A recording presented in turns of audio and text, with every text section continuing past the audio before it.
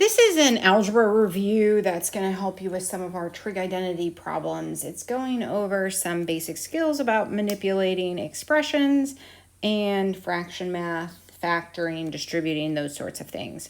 So on these first two problems, all we're going to be doing is rewriting equations. So we're given the equation y equals x plus 7, and then you've been asked to basically rewrite it to be equal to various values. So the first one is to rewrite it so that it's equal to 7. So what is 7 equal to, knowing that y equals x plus 7?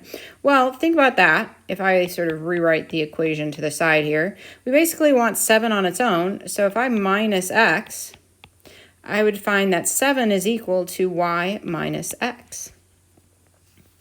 And then using my equation from part A, I want to know what 7/2 is equal to. Well, the division property of equality tells me, if 7 equals y minus x, if I divide 7 by 2, then I can divide my whole, right side by 2, and they would be equivalent fractions. So I could write that as y minus x over 2, or you could split that into y divided by 2 minus x divided by 2. Rewriting this as an x equals is going to be very similar to part A. I would minus 7 this time, so it'd be y minus 7. Now, the next question is saying, what if I had x squared? So basically, I am multiplying, that x by itself. Well, there's two different ways I could think about this. I could think about this as, y minus 7 times x, but probably the way more people went towards is, if I'm squaring one side of my equation, it's going to be equivalent to the squared version of the other side. Since, y minus 7 is the same thing as x, that wouldn't be different than saying y minus 7 squared. All right, part E, I have a negative y. Keep in mind a negative y is the same thing as negative 1 times y. So we just want to multiply our x plus 7 times negative 1. And so that would end up being negative x minus 7. Here, I like this one. So this is looking at sort of actually that part A equation. So we have 7 equals y minus x. And you can almost think of that as 7 over 1. So I want the reciprocal relationship to what I have here, which means if 7 equals y minus x, then 1/7 equals 1 over y minus x. That's a sort of nifty sort of relationship between equivalent fractions.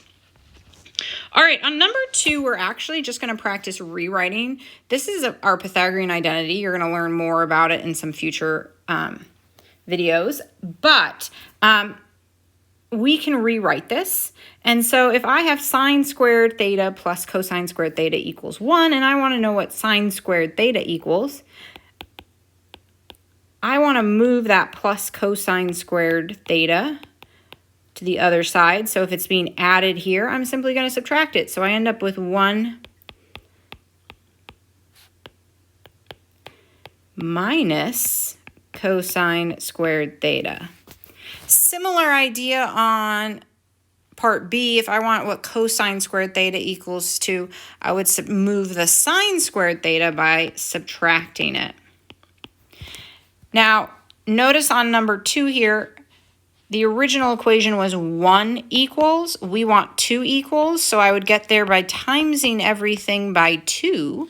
So 2 times sine squared theta plus cosine squared theta, which would be equal to 2 sine squared theta plus 2 cosine squared theta. All right, the next thing we are looking at using the distributive property. Distributive property is where we have multiplication of a sort of sum within a parentheses. And so we can multiply each individual part in the parentheses by the value out front. So this would end up actually being 2x squared minus 5x. That works with our trig expressions as well. So I would end up with like a sine times sine, which is just sine squared x. So you sort of almost learn to treat that whole expression like its own type of variable. And then plus sine of x. And then I wanted to remind us here, when I have a quantity like that squared, that's really the same thing as x minus 4 times x minus 4. And when I distribute here, I end up having to multiply each value by each other value. So I end up with x squared minus 4x plus 16, which does simplify a little, if that makes life easier. Now these bottom two are actually what are known as difference of squares, because what happens here when I distribute all my parts to the other parts, I'm going to find that I get x squared minus 4x, but then I have a plus 4x and then minus 16. And these middle terms add up to 0, so I'm left with just x squared minus 16. That's going to come up a bunch of times when we're dealing with our trig expressions. So notice here I get 1 plus sine x minus sine squared x when I sort of distribute everything out, and those middle terms add up to 0. So I'm left with 1 minus sine squared x. Working backwards from distributing is known as factoring. So these next 4 problems are looking at some factoring problems. The first 3 are just GCF factors, where I'm pulling out the greatest common factor. So what does 3x squared minus 6 have in common? They have a 3 in common. And if I divide the 3 out of the first term, I'm left with x squared. 3 out of the second term is 3.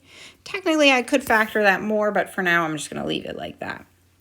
Greatest common factors can be variables. In x squared minus x, each of those terms have an x in common.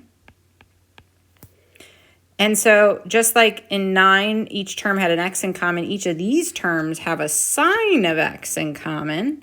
And so if I just divide that out, I'm left with a sine of x and then a minus 1 for that second term.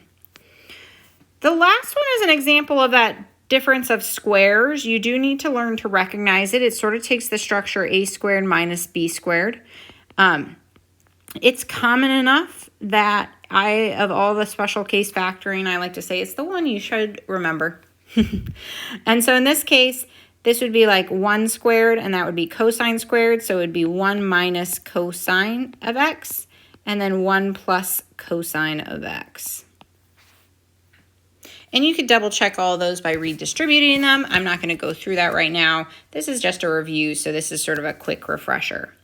All right, on the next one, I want you to think about how do we get fractions with different denominators. And it's basically by multiplying by fractions equivalent to 1. So in the case, if I want 3/5 to end up with a denominator of 10, I would multiply by a fraction of 2 over 2. I'd get 6 in the top, and I'd get 10 in the bottom. And that even works if I want a decimal in the bottom. So what do I times 3 by to get 7.5? That would actually be 2.5. And so 2.5 over 2.5 is a fraction equal to 1, times 2/3 gets me 5 over 7.5. That works with whole numbers as well. I need a denominator of 6, so if I multiply this 3 over 1 by 6 over 6, I get 18 over 6. And I can do it with variables as well too. So if I want x to have a denominator of y, I would multiply by y over y, and I get xy over y. Why we are talking about that, I know, so many whys, is so that we can add fractions. When you add fractions, we need common denominators. So on this very first one, I have 8 and 5. They're going to have a common denominator of 40, which means I'm going to be multiplying 3/5 by 8 over 8 and 1/8 by 5 over 5. And so I end up with 5/40 plus 24/40, which does simplify down to 29 over 40. Now, with 8 and 4, I don't need to multiply both of those terms. I would just need to multiply that second fraction to get a denominator of 8. So I end up with 3/8 plus 2/8, which ends up being 5/8. Same holds true for whole numbers. I would want to turn that whole number because I'm looking for no mixed numbers. So I'd have this times 6 over 6. So 1/6 plus 18/6 equal 19/6. We can do the same thing we do with numbers with variables. And so that's sort of one of the goals of this exercise here, is to realize the math we do with adding fractions, we can do in adding fractions that involve variables. So in this case, I already have the common denominator of y. I simply need to add the numerators, so I would have 2 over y. Here, though, I need a common denominator over here in the second one. Notice I have that x there, so I'm going to multiply that by x over x. And so I end up with 1 over xy plus x over y. And so I get an expression in my numerator, and that's okay. Oops. I'm going to just leave it like that. There is nothing wrong with that. All right, so here I need x in the denominator, so I'd have 1 plus 3x all over x. And no, that does not simplify, so it stays exactly as it is. We can do the same thing when dealing with trig functions. We're going to do this a bunch when we simplify some trig expressions. So notice I got a cosine over here times the sine that I don't in the second fraction, so I'm going to multiply by cosine of x over cosine of x. And so I get a numerator of 1 plus cosine of x all over cosine of x sine of x. Keep going, same idea over here. I'm going to sort of get my common denominator. This is actually a lot like number 16. So I have a cosine in the first fraction's denominator and a sine in the second. So I'd multiply that second fraction by cosine of x over cosine of x, and the first fraction by sine of x over sine of x. And so I wind up with sine of x plus cosine of x all over sine of x cosine of x times each other in the denominator. All right, so fractions, when adding, we get the common denominators and then we add the numerators. When we multiply, it's just straight across. So here, 1/8 times 3/5 is 3/40. Now, we can reduce before we multiply, because if you think about it, what you really have going on here is 3 times 4 over 8 times 5, and it doesn't matter what order you multiply in. So you might notice, okay, well, 4 and 8 here, that would be 1/2, which might make my math a little easier to do. And so I could say, okay, well, that's just 1 times 3, which is 3, and 2 times 5, which is 10. So sometimes I like to simplify first. That's going to be helpful with our trig identities later. So 1 times 3 is 3. X times y is just xy. Now, if I have an x times x, that's going to end up being an x squared. A little bit of math here. Notice we got an x and we have an x. So those x's are going to simplify out to 1, and I'm left with 6 over y. Now, when we multiply by a whole number, we can imagine that is 5 over 1. So I end up with 1 times 5, which is 5, and 3 times 1, which is 3. Same idea here. I'm going to make that 4 over 1, and I get 8 over x. If I do that here, I notice I have an x and an x, which are going to simplify out to 1, and I'm left with just y.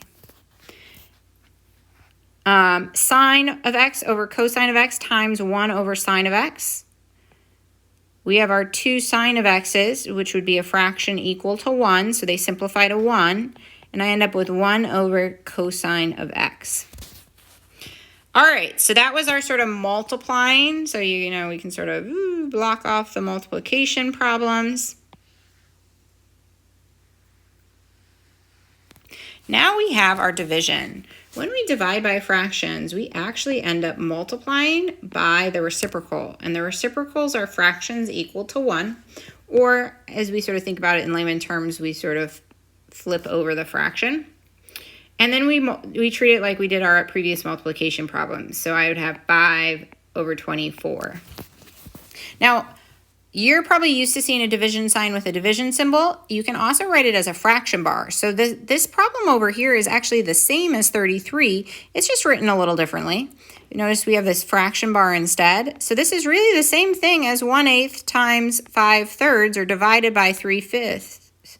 And so we do end up with the exact same answer. And that's going to be the more common structure when we're dealing with stuff in pre-calc. So here, it's really 2/3 divided by 5. which is the same thing as 2/3 times 1/5, which would be 2 over 15. We're going to keep that up here. So we have 1 over x divided by 3 over x, which would be the same thing as 1 over x times x over 3. And wait to reduce till you have it as a multiplication problem. Notice I have x over x, which is reduced to 1. So I'm left with 1/3. Same idea, 2 over x divided by x, which is the same thing as 2 over x times the reciprocal of x, which is 1 over x.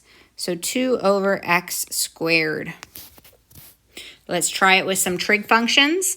So I got my 1 over sine of x, and then that's going to be multiplied, because it's divided by sine of x, so multiplied by the reciprocal of sine of x, which is 1 over sine of x.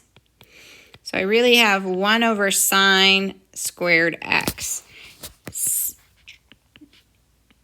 1 over cosine of x divided by 1 over sine of x, which is the same thing as multiplying by the reciprocal, which would be sine of x over 1. And so I end up with sine of x over cosine of x. And so this is a really quick review of some algebra number skills that you're going to need in some of our future modules. Hopefully this gives you a brief overview.